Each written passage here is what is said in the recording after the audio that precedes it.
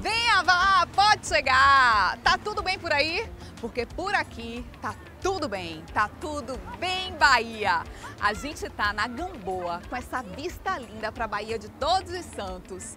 E o programa hoje tá cheio de cores, formas e sons.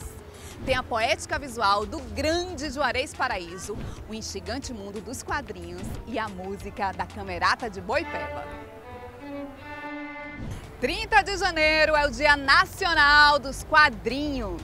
E nós adiantamos a comemoração porque somos apaixonados por essas histórias instigantes e divertidas. Há até quem diga que entre as linguagens artísticas, as histórias em quadrinhos são a nona arte.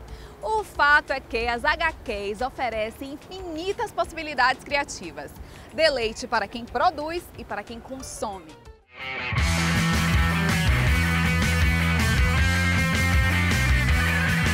Lá se vão quase 2 décadas desde que as adaptações de quadrinhos não apenas passaram a ser constantes nas telas de cinema, como se tornaram sinônimo de bilhões de dólares em bilheteria e em produtos licenciados. O que, naturalmente, faz com que as HQs, plataforma original dessas obras, cheguem a um público ainda maior. Mas se engana quem pensa que este é um universo apenas dos super-heróis e destinado exclusivamente ao público infanto-juvenil. A arte e as narrativas encontram um horizonte ainda maior nos quadrinhos. A gente tem livros aqui que tratam de geopolítica, tem livros que tratam da história do vinho, a história da medicina, então é muito variado, né? Então você tem várias artes também dentro desses temas. Tem quadrinhos que são preto e branco, são quadrinhos coloridos, o tipo de papel, capa, tudo isso influencia bastante na leitura da obra. Eu fui alfabetizado com Turma da Mônica. O pessoal mais antigo já foi alfabetizado com Asterix, Obelix, Tintin, então os quadrinhos sempre tiveram muito presentes na minha vida. Foi aí que eu me deparei com uma obra chamada Maus e eu me apaixonei, porque é uma obra de quadrinhos para um público mais adulto. Então ele abriu meus horizontes para o que era o quadrinho, a nona arte mesmo. Assim como a sétima arte é o cinema, a nona arte é a arte sequencial ou a arte dos quadrinhos.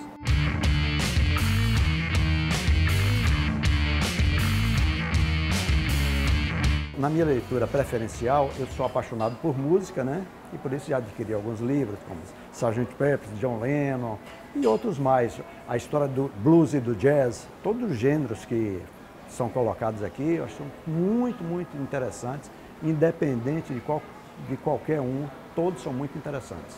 As opções são infinitas e, aos poucos, autores independentes mundo afora criam seu público cativo, como o francês Fabien Tourmet, autor de 2 Vidas. Ou o baiano Flávio Luiz, autor dos 2 volumes de Aú, o Capoeirista. Na Bahia, o que não falta é gente talentosa trabalhando com quadrinhos. A partir de 2005, 2006, que começou a aparecer algumas coisinhas mais no cenário nacional, de que é possível fazer quadrinhos profissionais e ganhar uma grana boa com isso. Mas a história em quadrinhos se tornou uma coisa possível no Brasil. E aí eu comecei a produzir minhas próprias histórias.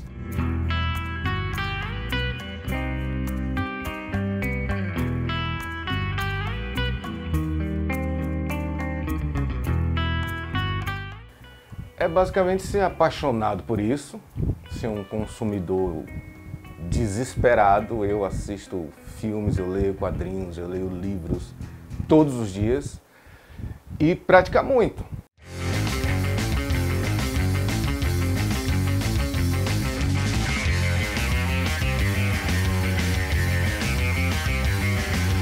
Olha, a gente já recebeu tantos artistas aqui na Nona Arte que chegam e falam assim, gente, eu também faço, olha um pouco o meu trabalho. E a gente fica assim muito feliz de poder assim compartilhar o trabalho dessa pessoa, né, de trazer aqui também para a livraria, porque a gente acha assim que é muito importante mesmo a gente valorizar o que a gente tem aqui.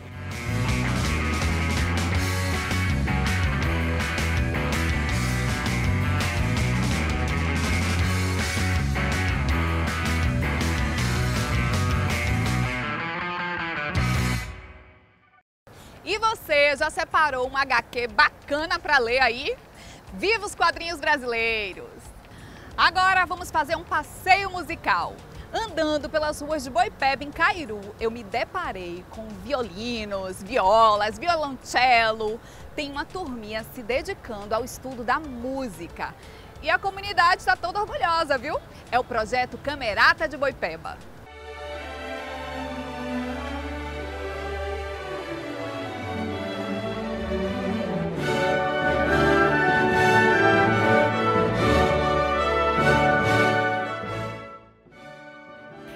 Aqui pelas ruas de Boipeba.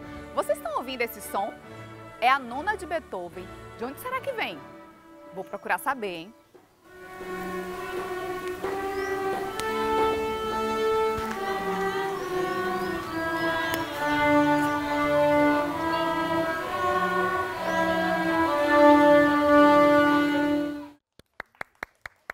Que coisa mais linda, maestro!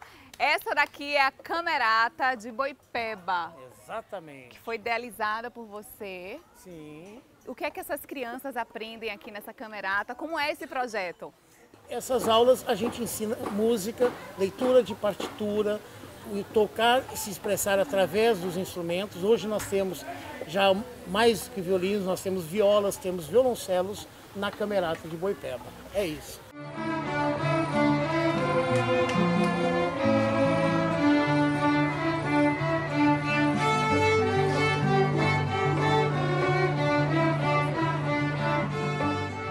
Eu sempre procurei trazer a música para o universo deles, para aproximar essa relação e que eles não toquem algo que eles não se reconheçam.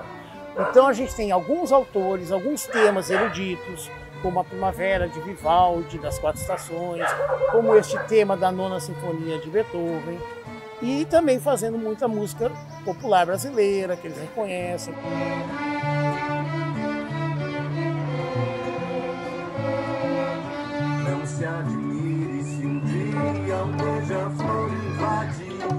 Esse projeto ele começou há 4 anos atrás, em que eu e Mônica, minha esposa, a gente vinha para Boipeba e nos apaixonamos por essa ilha e resolvemos fazer esse projeto com os jovens e as crianças daqui.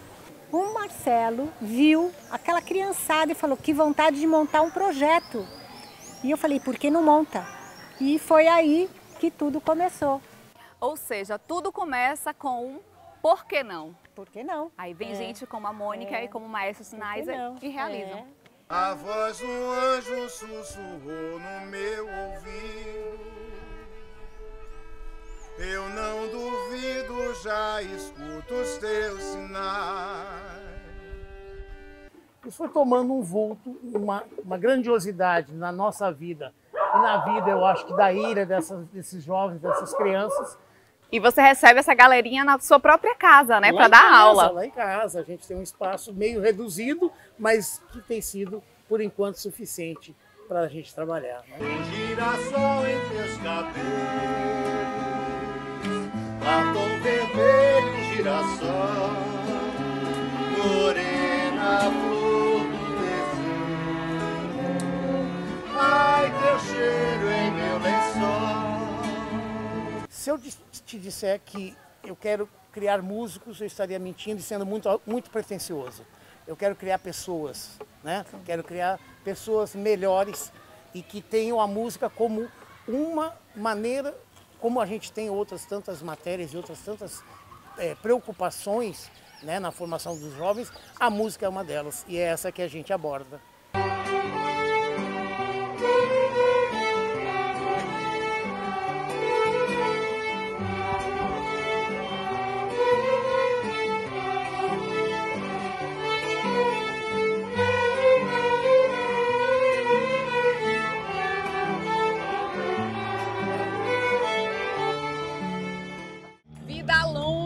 Camerata de Boipeba. Eu sou entusiasta de projetos assim. A música, a arte tem um poder transformador, não é não? Agora eu quero saber se Marquinhos tá on. Qual é a boa fim de semana, hein? Vamos dar o play na agenda do Bem Bahia. Sarinha, eu tô hiper conectado e já recebi a sua notificação. E por falar em conexão, em Santo Amaro os fiéis vão poder se conectar com o sagrado. É a tradicional festa de Nossa Senhora da Purificação, com mais de 200 anos de tradição. Missas solenes e novenas acontecem em homenagem à santa, que é aclamada como rainha do recôncavo baiano.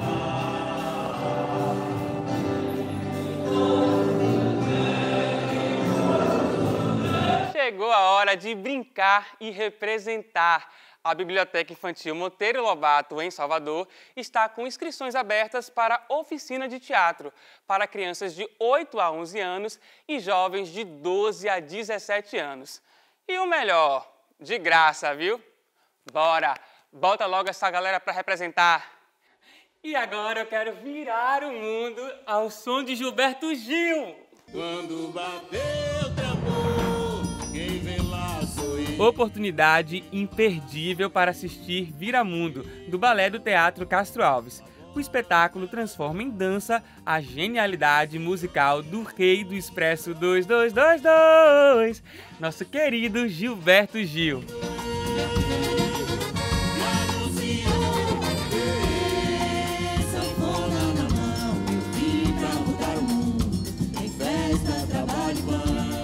E vamos fazer um intervalo rapidinho e já já a gente volta com as poéticas visuais do grande artista baiano, Juarez Paraíso. Então eu aprendi que a unidade, quer dizer, que se busca em termos de coerência, não é a fixação num só tema ou um gênero de arte, é a qualidade.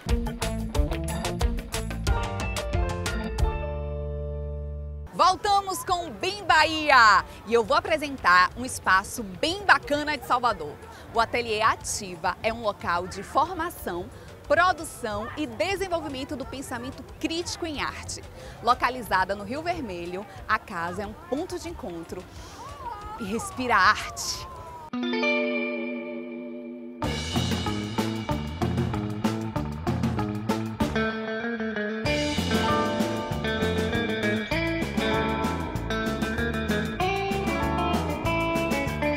Criado em 2019 pela artista Lanucci Pasquale, o Ateliê Ativa é um local destinado à produção artística e à circulação de trabalhos independentes.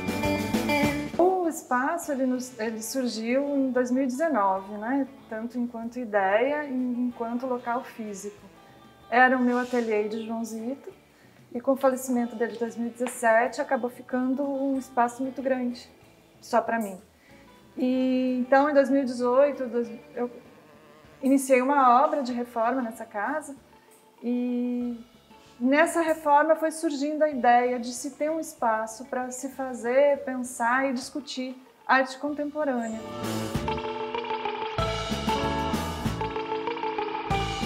Já no primeiro semestre de 2019, a gente fechou turmas de cursos longos, a gente teve oficinas em quase todos os fins de semana, tinha uma disputa enorme para o sábado, tinha oficina em domingo. E fechamos 2019 com um evento lindo chamado Festiva, que a casa ficou cheia o fim de semana inteiro, com vários artistas mostrando seus trabalhos para comercializar, artistas, designers. Depois de passar por uma pandemia que transformou as atividades em online, o ateliê volta com uma programação intensa que inclui oficinas, encontros com artistas, cursos, residência artística e até um festival de arte, além da convocatória para expor na galeria. O Matheus veio para o ateliê em 2019 fazer um primeiro curso comigo, foi ficando no espaço, fez um curso também com Lanucci. E durante os cursos, no segundo semestre, né, aconteceu esse crime ambiental do derramamento de óleo e ele começou a fazer as atividades com os Guardiões do Litoral. E naquele momento ele pensou, eu posso também aproveitar isso para um trabalho. Então o trabalho surgiu aqui dentro do ateliê, dentro do âmbito. Foi ali que a gente começou a acompanhar. E tem trabalhado assim, no aprofundamento dessas questões, do que esses trabalhos nos trazem de reflexão, o que esses trabalhos acabam nos trazendo de questões, né? E ao longo desse processo a gente foi elaborando, digamos assim, lapidando todo esse material que se transforma hoje em cinco obras, né, que estão expostas aqui na exposição.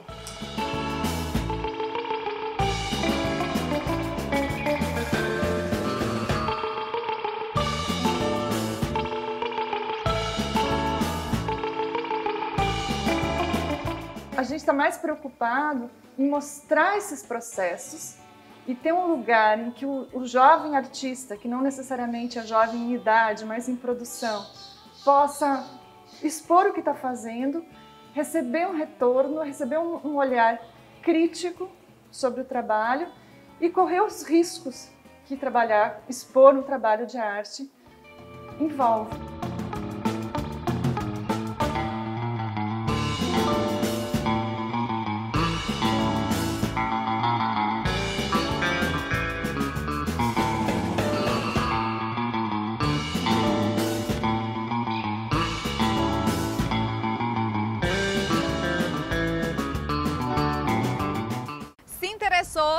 As inscrições podem ser feitas através do link disponibilizado no Instagram do Ativa Ateliê.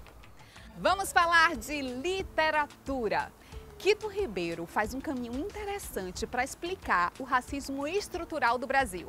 No livro O Canto dos Ladinos, o autor parte de uma perspectiva que destaca a língua e a linguagem como peças-chave para o empoderamento.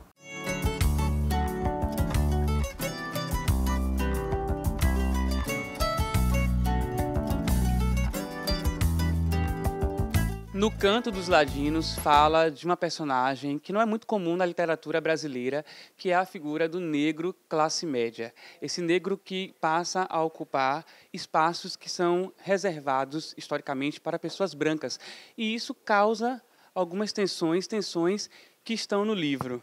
É um livro que fala basicamente de uma família, 3 adultos, de Salvador, em torno de 40 anos, que vivem desde sempre aqui e viveram, cada um à sua maneira, são perspectivas diferentes que eles têm sobre as questões da negritude, a relação com a cidade. Embora tenham tido a mesma criação, veem as coisas de maneiras diferentes.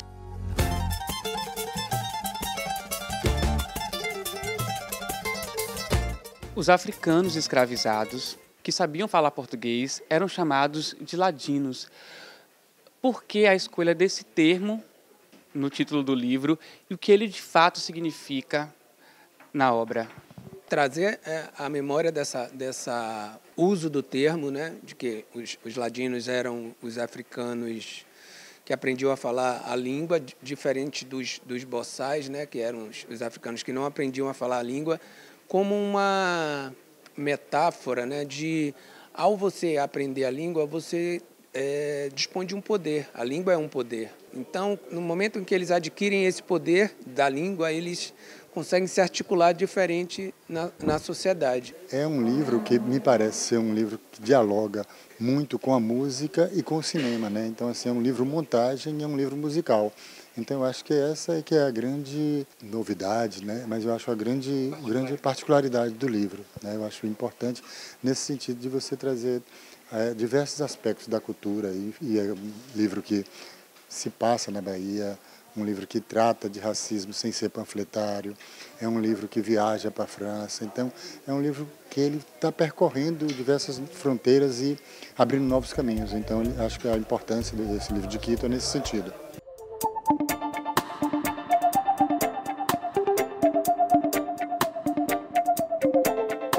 Existia na escravidão, né, o canto dos sapateiros, o canto dos ferreiros, era o lugar de onde aqueles profissionais trabalhavam, né?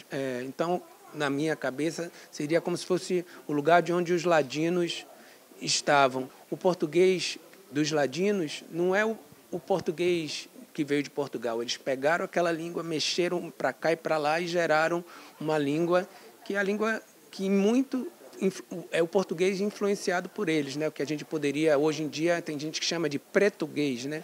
Costumo falar que todo preto que escreve é ladino.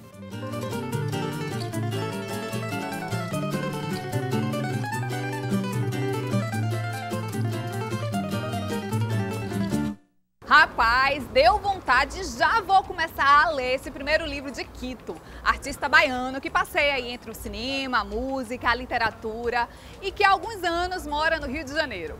Da literatura para as poéticas visuais de Juarez Paraíso. A Escola de Belas Artes da Universidade Federal da Bahia está comemorando 145 anos com a exposição do mestre baiano.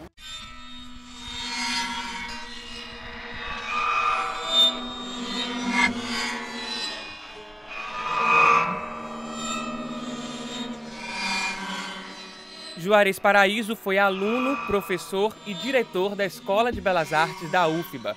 Durante os 70 anos de vida artística, ajudou a criar a Bienal de Artes da Bahia, provocou debates e continua inspirando artistas contemporâneos. Juarez é muito importante como um ícone no sentido de professor, de catedrático, porque ele influenciou a minha geração, influenciou gerações que vieram antes e depois também. Eu considero o professor Juarez um artista completo. Completo no sentido de, como artista, dominar diversas técnicas e diversas linguagens.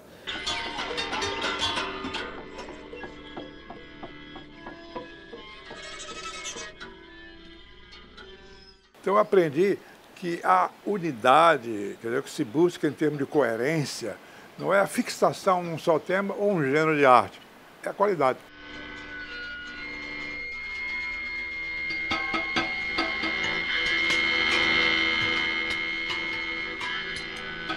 Minha formação é toda acadêmica realista. Eu fui formado para ser um continuador da filosofia realista dentro da Escola de Belas Artes.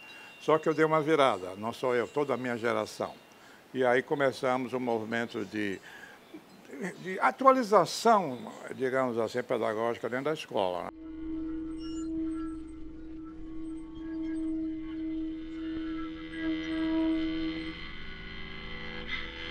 São 90 obras divididas entre fases da vida e produção de Juarez Paraíso, em exposição no Palacete das Artes, revelando a diversidade do artista que não se prendeu a uma temática ou resposta plástica. É uma exposição muito forte, porque cada passagem de cada corredor aqui lembramos de uma passagem de Juarez. A exposição segue esses desenhos da década de 60, entra pelas gravuras de 70 e 80, depois os desenhos, né, os murais, que foram também muito famosos, infelizmente a maioria deles não existe mais na cidade. Até chegar numa produção mais contemporânea dele, que é a que está lá em cima. A obra digital, né? Que aí ele começa a retrabalhar também obras antigas, né? Passando para a digitalização, a fotografia.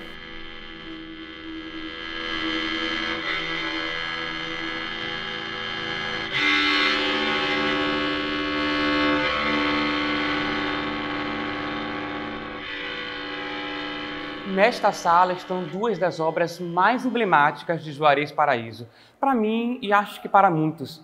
Maçã se apropria de um símbolo religioso para falar da liberdade sexual, a tão sonhada e discutida liberdade sexual. Homem Tubo é um grito, meu, seu, nosso, contra a sociedade consumista.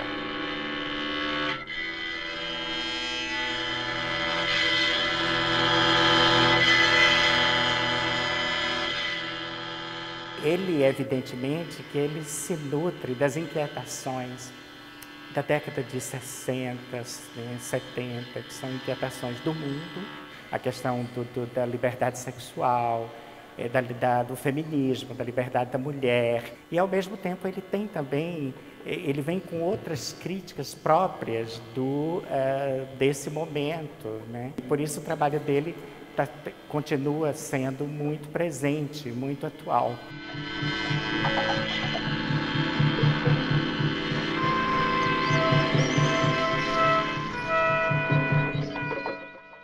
As cores e formas de Paraíso são traços de um artista que se manteve inconformado e atento às questões de seu tempo.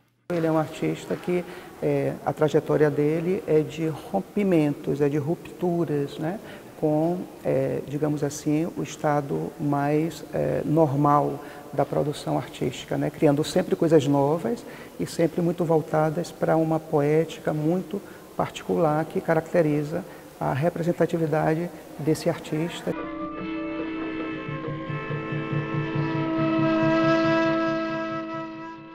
Essa exposição minha, a Belas Artes fez essa homenagem a mim através do seu aniversário de 145 anos. Mas eu reverto toda essa homenagem a ela, toda a minha exposição como uma homenagem a ela, porque eu sou fruto dela. A minha vida toda encontrou sentido quando eu me encontrei como professor da Escola de Belas Artes, quer dizer, da Universidade Federal da Bahia.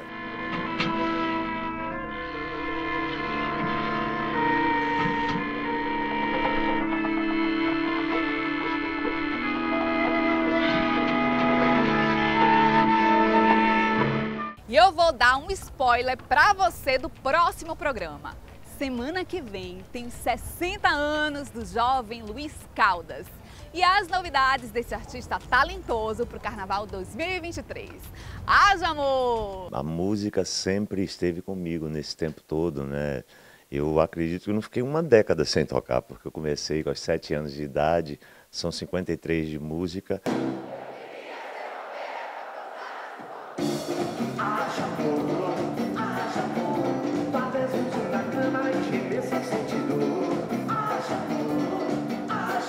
Muito obrigada pela sua companhia, um beijo carinhoso e até mais. Salvador é mistério, é paixão imediata. É o simples e o complexo, faz poesia com seu verso. É o meu bem-querer. Salvador é Bahia e Brasil no seu começo. Sua praia, seu jardim, com seu povo sempre afim de viver, de amar, de curtir.